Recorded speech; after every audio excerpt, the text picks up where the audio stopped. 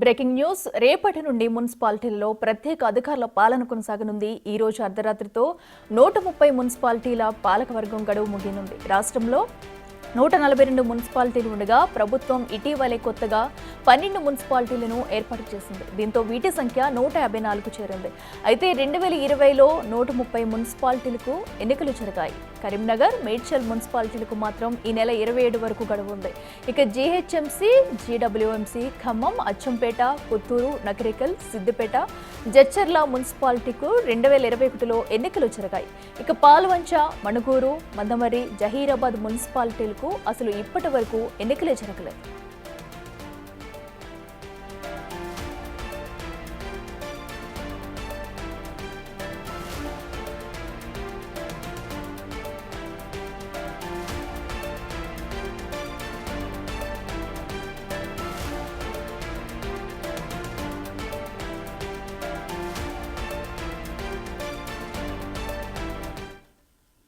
ఇదే అంశానికి సంబంధించి మరింత సమాచారం మా అసోసియేట్ ఇన్పుట్ ఎడిటర్ నగేష్ అందిస్తారు. నగేష్, చెప్పండి, మరి ఈ రోజు అర్ధరాత్రి నుంచి కూడా అంటే రేపటి నుంచి కొత్త మున్సిపాలిటీ ప్రజలు అధికారంలోకి వచ్చినట్టు కూడా తెలిసిన డీటెయిల్స్ ఏంటి?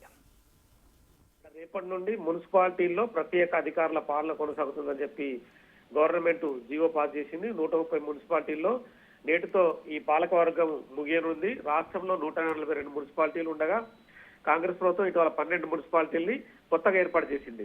దీంతో 154 మున్సిపాలిటీలు రాష్ట్ర వ్యాప్తంగా ఉన్నాయి.